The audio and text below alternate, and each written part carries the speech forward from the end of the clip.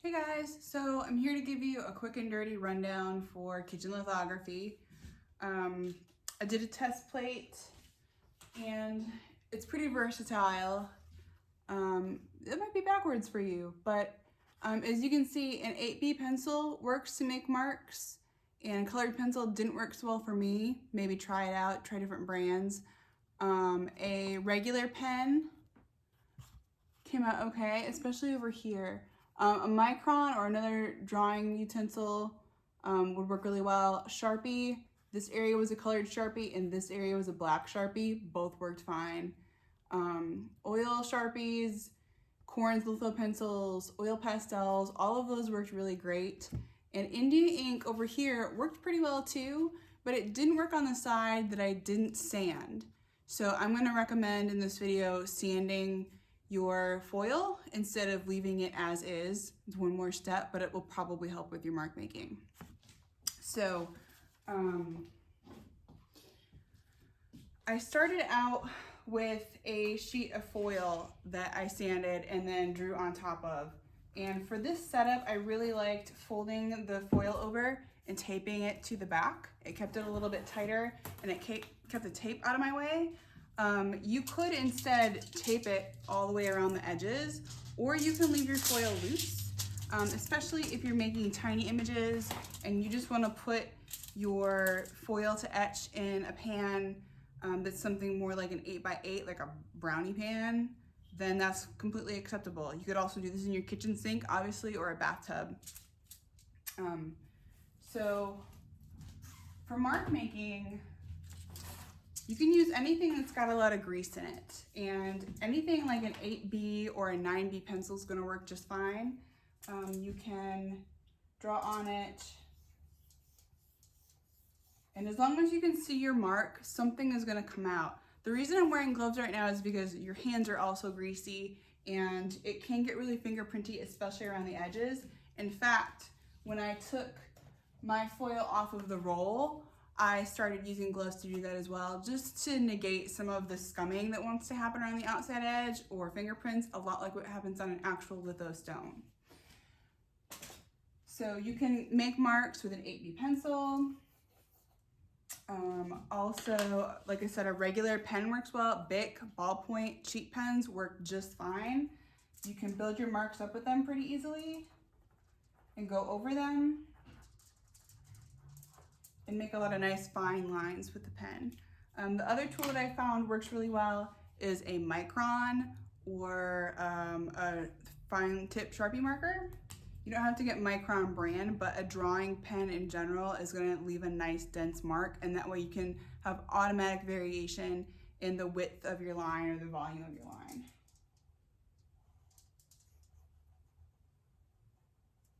Okay. So practice making some marks with those. And like I said, any type of Sharpie marker works pretty well. You don't have to have Sharpie brand, but one thing that really helps is if it has that little AP mark in there, then you'll know it's Sharpie, and that will let you know that it's a little bit more archival and has a little bit more of that juice in there that's gonna allow the ink to pick up later. I find that new markers also work better than an old one that you've had in your bag for a while. So a gesticular mark is gonna make a little bit of a fainter mark, but if you take a little bit of time and you really kind of juice up that mark and spend some time going over it, going a little bit more slowly, then that mark is gonna turn out just a little bit blacker, a little bit darker, because you've got a little buildup of that drawing material there. The other tool that is pretty common, a lot of us who work in printmaking are still gonna have litho crayons, but if you're at home and you're working, you may have oil pastels instead, and these work really excellent. They can make really nice tonal areas that's gonna appear a lot like a litho crayon would, and a little bit like charcoal as well. So you can make really faint, nice light lines on there, and you can build them up to darker areas like this. But once you start building that crayon up, it's harder to then etch off and rub off when we get through the etching process. So you really don't need to build up too high of a mark on here, and you don't need to work it too much. It's a sheet of foil, it's not a litho stone, and it's not going to accept a whole lot of manipulation in the same way. The last medium that I experimented with, and you should feel free to try anything that you know has some amount of grease in it, is India ink. And if your India ink is kind of pooling or separating when you lay it down, you can try and put a little dish soap in there, and that'll stop some of that reticulation. And like I said before, if you sand a little bit, then this is automatically gonna have a little bit more grit and something to stick to. So you can selectively kind of grain your foil, or you could grain the whole thing. And that process is pretty simple. You're really just gonna go vertically and horizontally with that foil.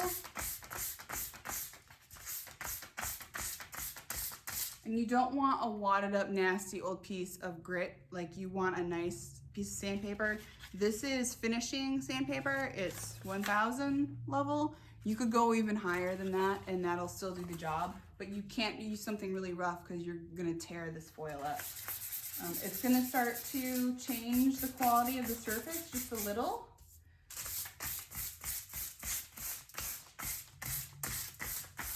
It's gonna become even more matte. You can kind of see that abrasion there. And again, you can selectively do a little bit of grit paper as well if you prefer. So moving on past mark making here. I have this plate here. And in general, the matte side of your foil is going to work a little bit better than your shiny. The shiny side will work. I definitely prefer the matte.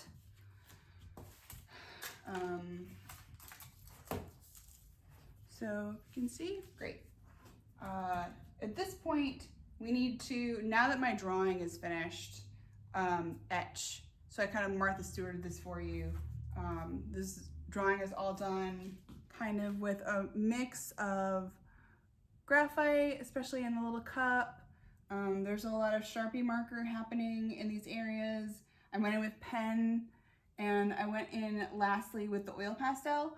You can mix and match the media, and you can go back and forth and kind of push and pull a little bit, but know that Sharpie doesn't really like to go through those greasy materials very well, and neither does a pen. So it's easier to lay drawing down in order of least greasy to more greasy with this process, because it's probably more difficult to erase than it would be with even a plate. Scratching at your fingernail is not going to remove the grease, it's just going to remove the drawing material. So don't try and erase. So the drawing's done, and what I'm going to do is use this old photography pan, and I'm going to pour directly into this. So if you're working at home, you can do this in the sink, you can do this in the bathtub, you could go outside and do this. You could even fill up something like this, or fill up that 8x8 pan, and it doesn't need to be real high either. It needs to just go over the surface of your drawing. You can reuse the Coca-Cola or soda, right? Any brown cola works. Some people say that fresher works better, and I felt like the only time the fresher really worked better is because you could see the bubbles kind of activating around the grease, and that let me know that it was etching. But I've used 3 times over soda now in one day, and it hasn't had any problem so far with etching my imagery. So you can reuse it, you can use it when it's flat, but I wouldn't go more than a day just because. So I'm gonna move forward here, and think about this if you've done intaglio before and you're degreasing your plate and you want that water to run down a decreased plate in a sheet and not in little rivulets, then you want to do the same thing here with your soda. So you're gonna open that bottle up.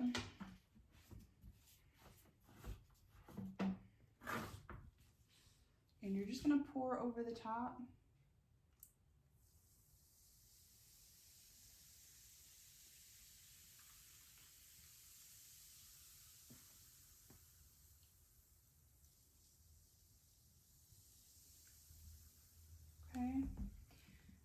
So you can pour this back into another vessel and do it all again.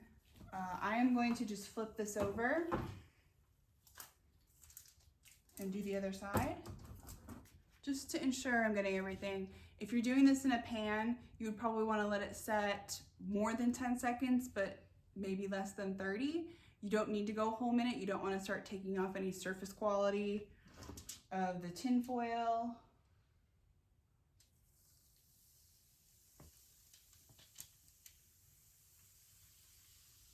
So I feel like that's pretty well covered.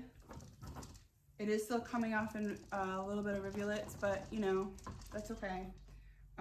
It's done its job, essentially.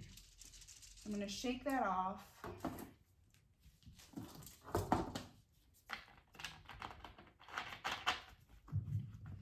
So if you know about litho, you probably know that there's hydrophilic and hydrophobic, and oleophilic and oleophobic. And this tin foil is naturally oleophobic, right? It likes the water, doesn't like the grease, and now you've put grease on top of it. So that soda is basically doing the job of any type of phosphoric acid or nitric that you're going to use to etch a stone. It's telling this tin foil, hey, you like this area to be greasy now, and this area over here I still want to be attracted to water. So you're basically just sensitizing a piece of tin foil.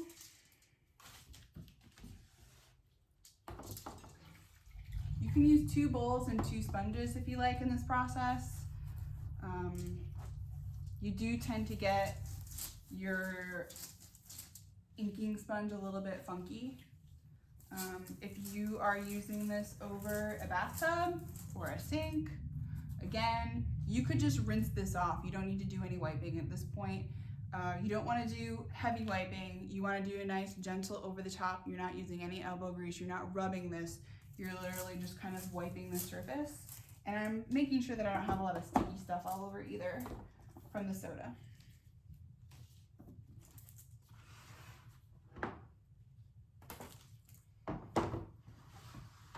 All right.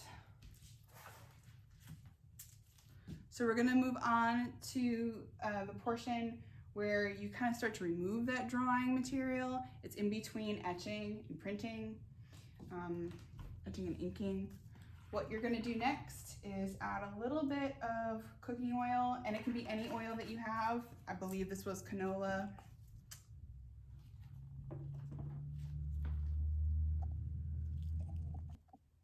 Okay, so you've laid down a little bit of oil, you've got a paper towel.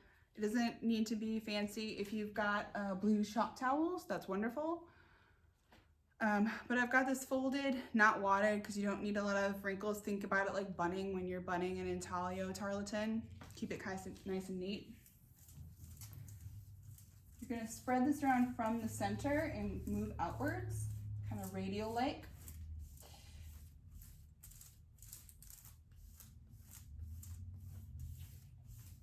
And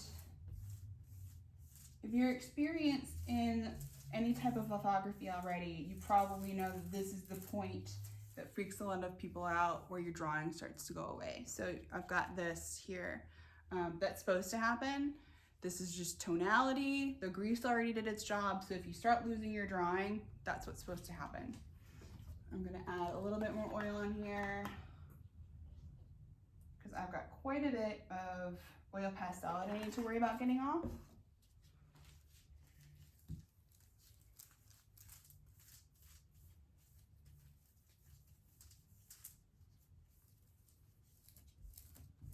Outward motion here from the center outwards is also going to help kind of get rid of any of those wrinkles and move them out away from the picture plane.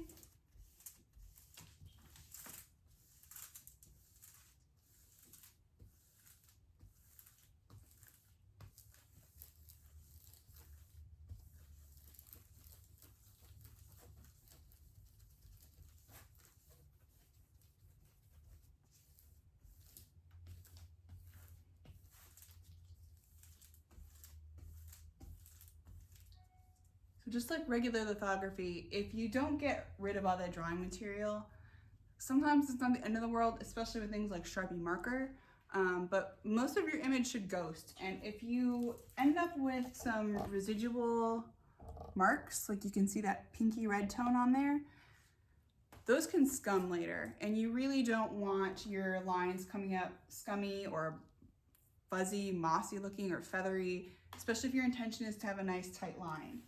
So do your best to get all of this off.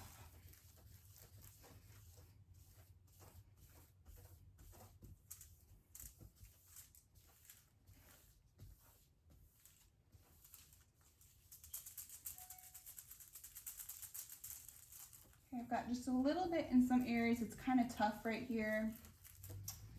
And so what I'm going to do is refold this towel a little bit and do almost like a second etch. It's really not etching it at all, but you've really got to massage it like you would massage a stone and get all that material off. So even if you've pushed everything out from the center one time and you've got rid of most of your drawing material, you need to go through and do this a second time. And at this point, you can kind of buff in small circles. This is going to help get rid of the last of that tonality and really kind of make sure that that foil is nice and smooth and has no wrinkles.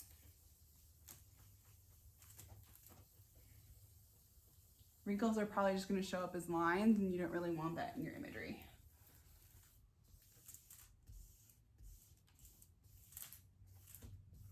All right, so I've removed all of my drawing material.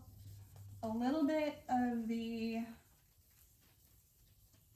micron is still there, as is a little bit of my Sharpie marker and some of my pen. But you can see I've pulled up most of that with the paper towel.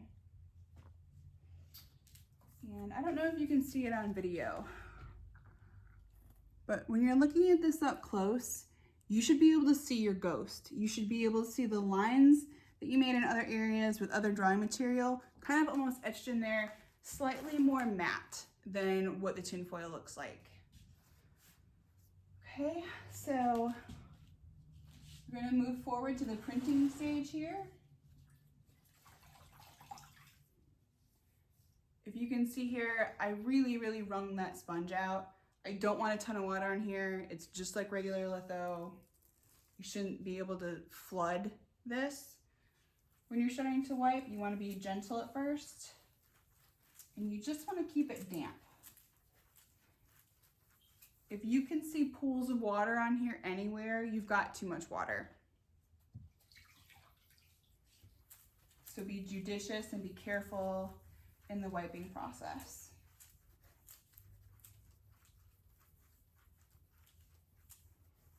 All right, so if you didn't already warm up your palette, that's okay. It's easier to do in the very beginning when you have a chance to wash your hands before you really get started. So I've got mine pulled out, but it probably needs a little bit of warm up. So if you haven't pulled a palette of ink before, you're going to really scrape up the ink and really lay it down. You've got to think about this, if you live in a colder climate, as if it's engine oil and how it needs a minute to get started in the winter, and you can't just jam out of that driveway and throw the transmission back. Like, you've got to give it a second, let the oils run through it. This gets molecularly all the ink to the same level of viscosity and same level of warmth, and that way you'll have more consistent inking. So I've kind of pulled this all up into a pool over here that's kind of like a reserve pile that I keep for myself. And I'm going to pull the bead that should be about the same size as your brayer. You really don't want a huge palette because your ink is just going to dry faster. So go ahead and pull a bead that goes across the top.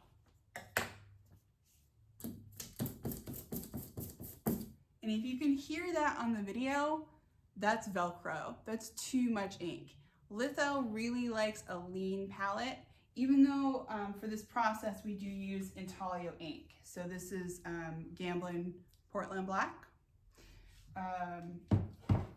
It's etching ink. It's looser than intaglio ink by quite a bit. I didn't have to add anything to it. It's ready to go.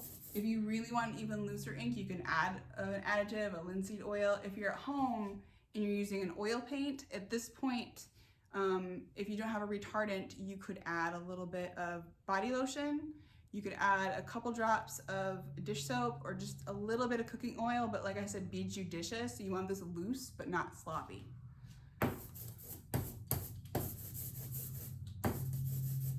So if you've got too much ink on your palette, scrape up a little from the sides and make sure that it sounds like velvet, not Velcro.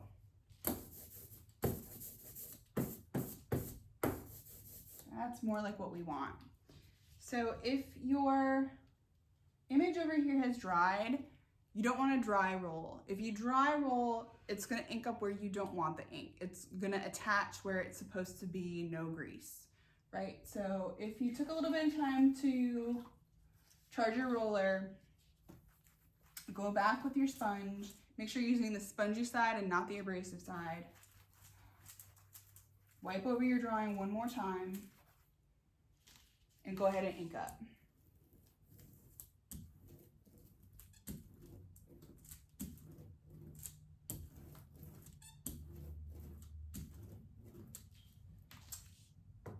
So this area over here, I left a little bit dry so that you could see what a dry roll looks like. You can see in this area, I didn't really apply very much drawing material, but it's sticking there regardless. So you can fix that. Again, use that sponge and really lightly, very gently work over the surface of that ink, okay? And that's gonna pull up some of your excess ink that you have on there. But that should indicate to you immediately that you need to do a little bit better job of keeping this slightly more damp. And you can also think about this in traditional lithography terms as it doesn't really need a lot of ink, especially not in the beginning. As you can see, I only did about 4 rolls and it's pretty much to full strength. So I'm gonna just give it a quick little mini roll up just to pick up anything I missed.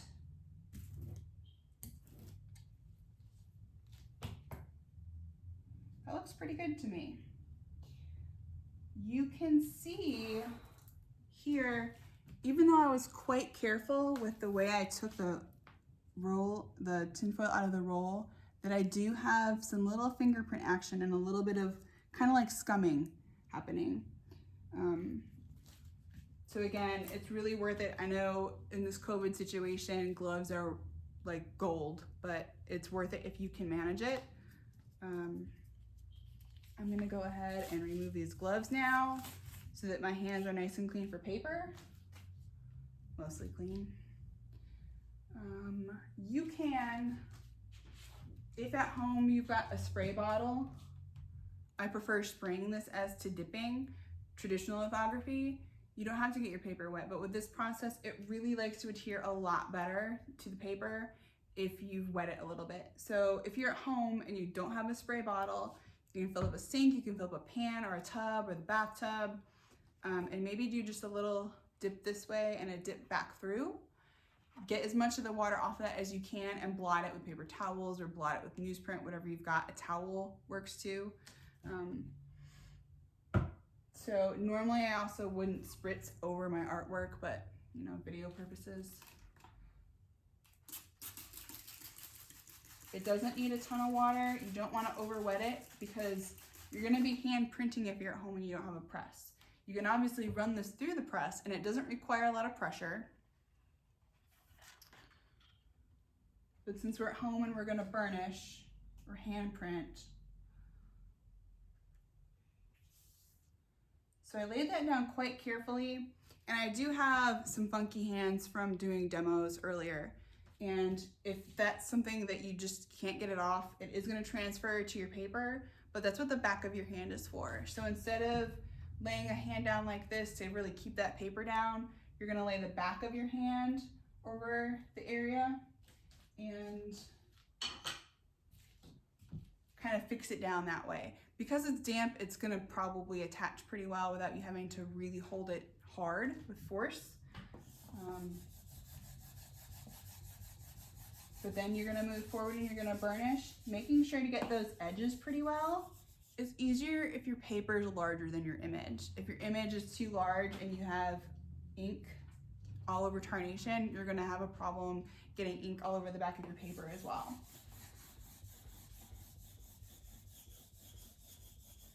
Just because you're printing at home doesn't mean you don't have to 86 the schmutz.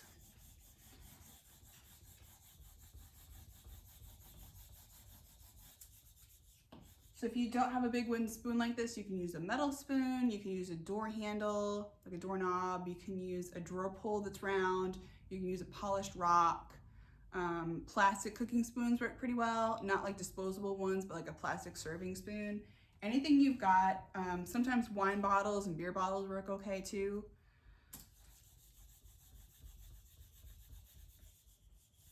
So you can go the other direction. If you're working with something like a Japanese paper or a tissue paper or a really light, thin, gentle, delicate fabric, maybe put another sheet of paper over this to back it so it doesn't bleed through onto this and then you're rubbing more ink over the back of your image.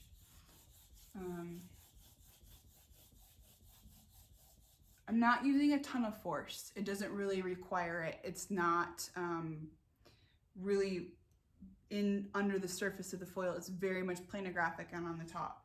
So you can kind of peek and see how you're doing, but don't rip it off like wrapping paper, you know, like just give it a little look-see and see. So it's really nice and dark under there, but I haven't applied enough pressure to pick up that ink yet. So you do still want to use caution. You don't want this to scooch around on you.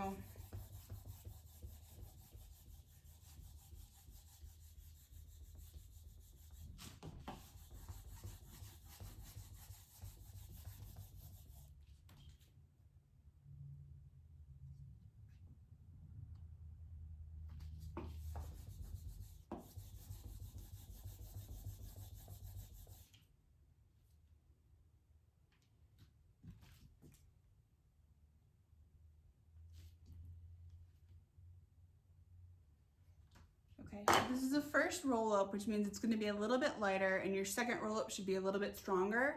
You should still count your rolls as if you're doing traditional lithography. If you're really in need of consistency and maybe paying attention to the way that you roll with your overlapping, make sure you don't have lap marks, things like that. So my next pull on this print should be a little bit darker, but it's very true to what I put down on the sheet. The darker areas are a little bit dark, the lighter areas are a little bit lighter. I have some nice fine delicate lines and some really nice thick areas as well.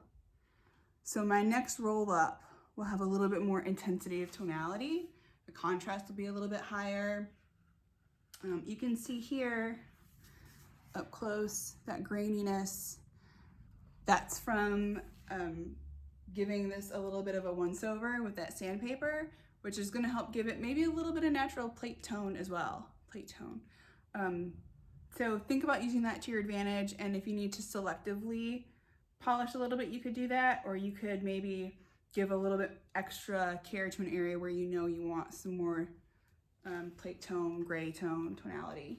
So this doesn't have to be done in black either. You can use any color of ink, and like I said, you can use any printing surface that you want to. You can use something like plexiglass or a mirror or a piece of glass, hopefully it's tempered or that you have taped up to be not very sharp. You can use those from the dollar store, those little plastic cutting mats that don't have a texture. You can also use those for your palette. If you eat salad out of those plastic containers, you can use the lid from the top of your salad container. Styrofoam that comes in meat packets. Anything that's really nice and flat, you can use to print this process at home. And like I said, you can use oil paints instead of inks if you need to. I haven't done it with acrylics, but I imagine it would be a little bit more difficult with the water process, staying true to this. So if you guys have any questions about the matrix that you're using, the tinfoil, if you have questions about what you can print on, colors to print with, methodology. If my steps aren't clear, or if you want additional materials, just send me an email. Happy printing. Thanks.